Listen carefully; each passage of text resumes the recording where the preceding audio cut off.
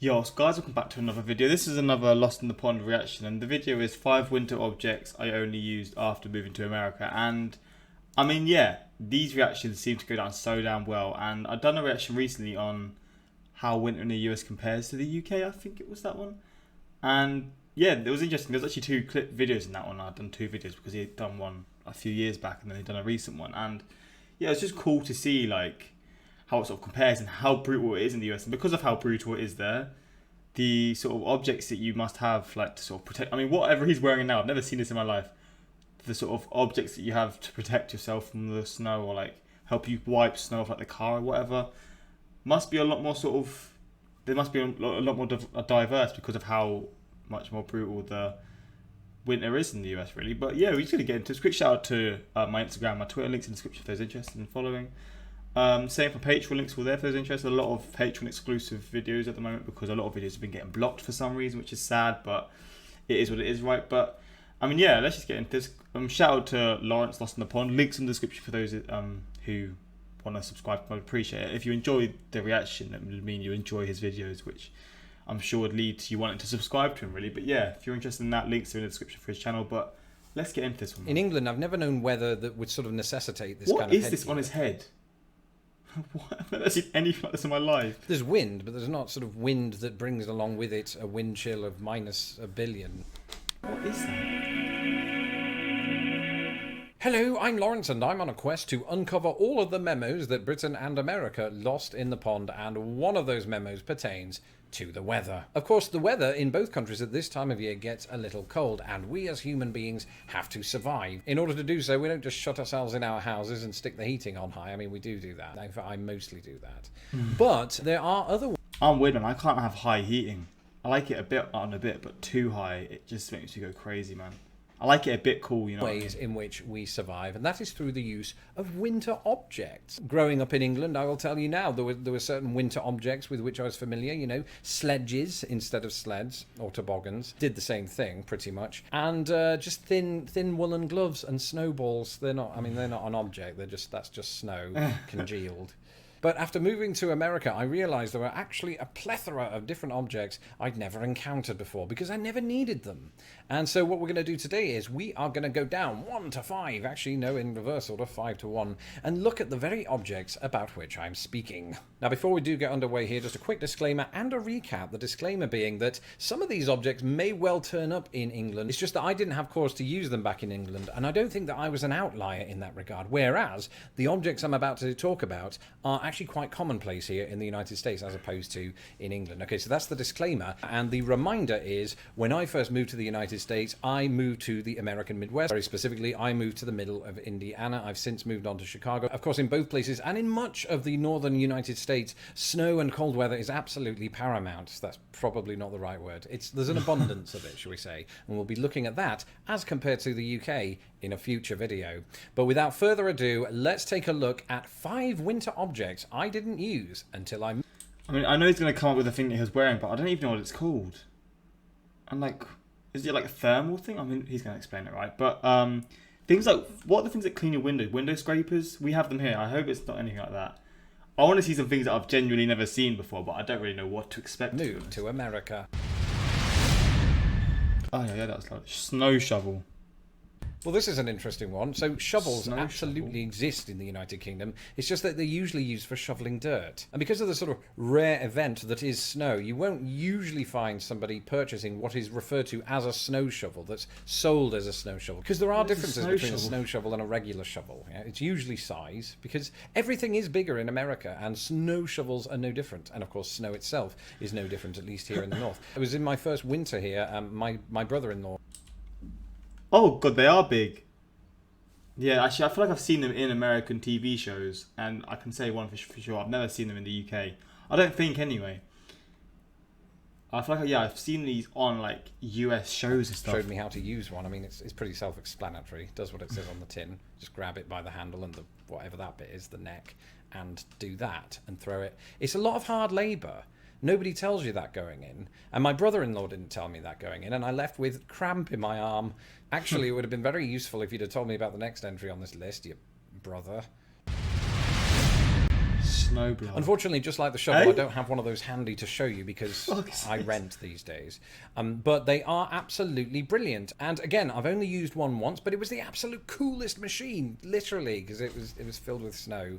But the thing is about it, it's not filled with snow. I mean, it is temporarily, but what you do is you just push it along like this, right through the snow, and it just pushes all of the snow out to the side. It's a bit usually hits family members. Wait, let's see It's this. not filled with snow. I mean, it is temporarily, but what you I was kind of daydreaming for a second. I was just sort of confused what's do is going on. you just push it along. What? I've got to see a snowblower in action. Snow blower. Bro, I've got to see this in action. This is weird as hell. I don't want to click one that's going to get copyrighted or whatever. If you just randomly see a little cut in the video, just know it basically I had to cut it out because it was copyrighted or whatever. I don't know why it was, but Snowblowing's hard enough, bro, that is so satisfying. but when that chute gets packed full of snow and ice, it gets even worse really quick. And last year I shared an easy tip using Pam to coat the Let me just turn the sound off because to prevent that snow and ice from ever sticking to it, but it of having wheels, it's actually got tank tracks and it's capable of some pretty cool things. Swirl marks, That is- but for this that is application, I don't have to think about that at all. Everything inside the impeller assembly. The alcohol dries almost immediately you can. Most uphill, and all that force of the snow is getting jammed into the blower, but this and I went ahead and finished the driveway and took a using that must be so satisfying. But where does it blow to? It just blows somewhere else. And I I went guess ahead it's and out of the way, right? finished To the be fair. driveway and I took a close look at the machine. Now as we look inside, you'll notice there's very little snow buildup at all. There's just a little bit of packed snow. Never seen anything like that in my life. That's a first for Like sure. this, right through the snow, and it just pushes all of the snow out to the side. It's a bit usually hits family members, brother-in-laws specifically. I did apologise at the time, and I still haven't spoken to him since. But they are absolutely amazing. We just don't have cause to use them much in the UK. You may see members of the council using them, but not actual human beings. Never so that was even quite a seen them being revelation used to in, I'm not realise gonna that a lot of people had snowblowers just hanging around in their sheds. So, and the sheds were covered in snow too, so you had to use the snow shovel just to get into them. To get to the snowblower, it defeated the purpose entirely until you did the garden. Both of these come in handy when you're just trying to get through the snow and to your actual car. We experienced this for about 8 years when we owned a car while living in Indiana, and I will tell you one of the worst jobs during winter is shoveling the snow away from the vehicle just so you can get out. Sometimes it gets 2 feet deep and you can't even see your car, much less get in it. And then once you've cleared all that away, you've still got to contend with the ice on the windscreens. And you can either turn on the car, heat it all the way up and just sit for an hour until it all melts. That's not happening. Or something else you could do if you were in a rush, which was me most days because I slept through my alarm, is you could scrape all of that ice off with what is known as an ice scraper. See, I feel like I've definitely seen this one. Again, I think they have these in the UK, but they're only used really in very, very extreme circumstances. This is something that you will do multiple times every single winter up here in the Midwest of the United States. I know, I did it, and I got a return to that arm cramp that I got from the shovel. It is just one long winter of arm cramp. I will say this though, there is something quite pleasing about that. If you're wearing the right gloves and it's not too cold out, never do the ice scraping without gloves because you'll regret it 5 minutes Freezing after getting hands, into the car. man. But if you've got gloves on and you're doing that, it is quite cathartic. You know, so long as you don't break the windscreen. Sometimes it feels like you are doing that because you're scraping off basically ice, which can look and sound like glass. And then once you've scraped off all the ice, right, and there's just sort of bits of powdery ice on the windscreen and bits of snow, the best thing then to do is just open the door and slam it, and you just cause this sort of little avalanche on the car. So long as you don't cause an actual avalanche. If you're living in the mountains, just be careful. I mentioned the gloves. It is very important to have good gloves, but equally important while you're wading through all of this snow is our fourth entry. Winter I boots. truly didn't believe how bad it was going to get in the Midwest until I actually saw it with my own eyes. So after doing all of the shoveling or the snow blowing or the scraping of the ice, I realised that I'd made the mistake of wearing sneakers in the snow the Oh, whole time. big L, Don't do big that, F, big because F. for there's a number of reasons. Firstly, the snow gets inside your shoe. You don't want that. And also, it's just cold and wet all round, so you need to be able to keep your feet warm. I think that's almost the most important thing because those are the things that are going into the actual snow.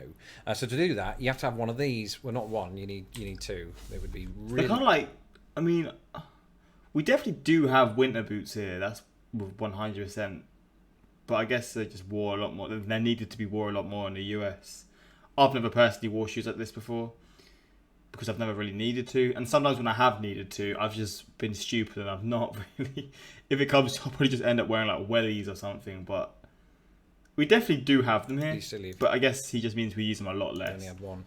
It's a boot, but look at it. It's bigger than me.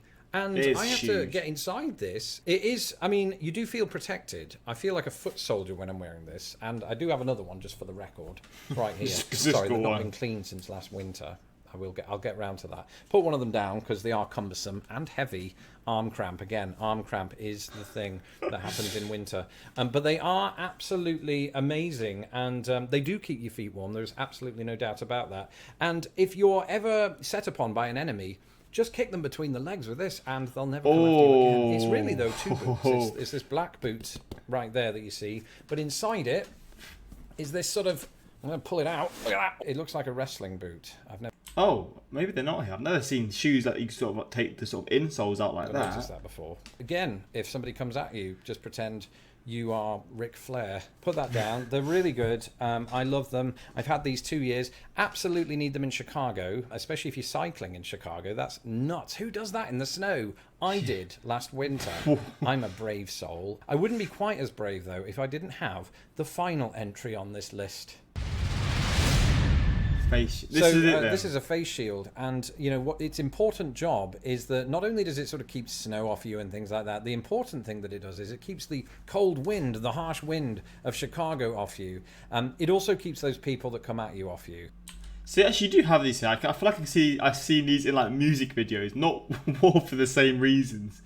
But I have seen these, so I guess it is kind of a thing here. But I've never sort of seen them sold for sure. What is the word for it though? Like, not. Is it like a balaclava? No, that's just for this bit, isn't it? Fuck, I can't think of the name. It's like a ninja. I don't know what I'm saying. I can't They'll think think of you're it. a Bond baddie and call MI6 or something. I don't know why I'm wearing this. Sorry if it looks terrifying. I'll take it down because there's no wind in here. I don't really need it, and actually it's making it very hard to breathe, which isn't good when Oh mate, I guess people have been wearing these like in winter for like COVID and stuff as well. you're trying to present a video. But this is one of the best acquisitions I ever made as an athlete here in Chicago. I'm not an athlete. I mean, I ride to work for recreation. I wouldn't be seen dead wearing this in England. There'd be no reason to wear this in England. You know, you don't want to wear one of these while it's raining. That's for sure, because it would just get soaked all round. In England, I've never known weather that would sort of necessitate this kind of headgear. There's wind, but there's not sort of wind that brings along with it a wind chill of minus a billion. I'm trying to think of a scenario in which you would need it. It doesn't quite go with the tweed hat. But I absolutely love it on me. My wife loves it on me. I don't. What do you mean you don't? That's it for this episode. Thank you for joining me here in this new year. No live stream tonight, as we would normally have on a Friday, because I'm currently out in the winter weather, probably wearing this as we speak. New year, but same instructions. If you haven't had a chance to do so, please subscribe to Lost in the Pond by clicking my little bell. It's not that sweet. If you would like to become a patron, access to not only that, Whenever you just click on the bell, yeah. Let's not talk about. Fuck's sake. But yeah, another banger from Lawrence Lost in the Pond, and I mean, let's just see some of the comments. In the US, we also call face shield ski mask. Okay, ski mask. That's the word I was looking for. I think. Was it even the word I'm looking for? I don't think it was. But yeah, ski masks. They are primarily used during skiing and classic robberies. Yeah, robberies is definitely what I can see in the UK. Me as Southerner, fascinating. When I moved to Florida, the moving men found my snow shovel and asked what it was. Down here in Florida, I had to break out the thick shorts. The worst part is after you finally finish clearing your driveway of snow, the snow plow comes along and buries the end of the driveway in a fresh 2-foot pile of snow. I've lived in Chicagoland area my whole life. I've never heard a ski mask called a face shield before. And then there's snow chains and keeping cat litter in the car. If that was a snow chain, you may see council members using them, but not actual human beings. The best thing about the face shields is that you can pretend that you're a ninja, literally. Literally what I said. But yeah, another good video from Lawrence. Again, if you want more reactions, suggest what you want me to see from his channel, or just other videos in general. But yeah, till next time, like, subscribe, peace.